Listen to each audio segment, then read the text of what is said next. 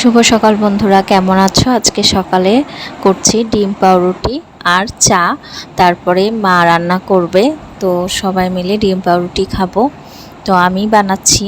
আর অনেক দিন এই তো ডিম পাউরুটি নুডলস খাওয়া হয় না, তো একদিন বোন করেছিল নুডলস, তো ওই দিন আর ভিডিও করা হয়নি। আসলে ওই যে বাবার বাড়িতে এসে একটু অলসী হয়ে গেছি, ভিডিও করতেও ইচ্ছা হচ্ছে না, মানে এরকম শুয়ে বসে থাকছি। তার মধ্যে একটু অসুস্থও ছিলাম, আসলে আমার দোষ না, অসুখের দোষ, এই হচ্ছে কথা। তো এই তো এখানে রচা করছি। হ্যাঁ, একবেলা রচা একবেলা দুধ চা আমার খাওয়াই হচ্ছে, মানে এটা ঠিক আছে, কিন্তু ভিডিও করা হচ্ছে না। তো এই তো সস নিয়ে নিয়েছি, এখন সবাই মিলে ডিম পাউরুটি খাবো। তো সকালের খাওয়া দাওয়া শেষ করে তারপরে আমার ওরকম কাজ থাকে না, মাই সব করে। আর এখন এই যে ভাগনার মানে বারবার বলছে যে আমার ভিডিও করো। ও আবার কবিতা বলতে অনেক পছন্দ করে, আসলে ওর বয়স অনুযায়ী ও অনেক মানে আগাই গেছে।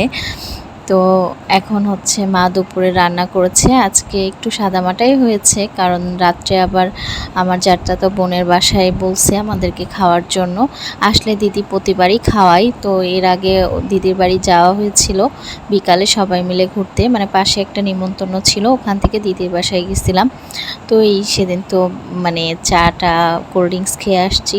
তো এখন দিদি ফোন দিয়ে বলে যে আজকে তোরা আয়। তো এই তো দিদির বাসায় চলে আসছি, বিকালে চা বিস্কুট আর রাত্রে ডিনারের মানে নিমন্ত্রণ।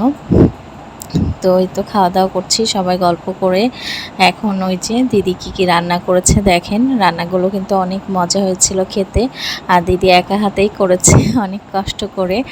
তো এই তো সবাই বসে পড়েছি খেতে। আর আমার জামাইবাবু আমার মতনই টিচার মানুষ, তো তার এই রুমটাতে সে প্রাইভেট পড়ায়, তো ওখানেই সবাই মিলে খাচ্ছি, মানে খোলামেলা।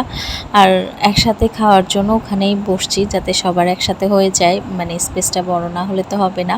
তো খাওয়া দাওয়া করি, বাই বাই, ভিডিওটা এই পর্যন্ত।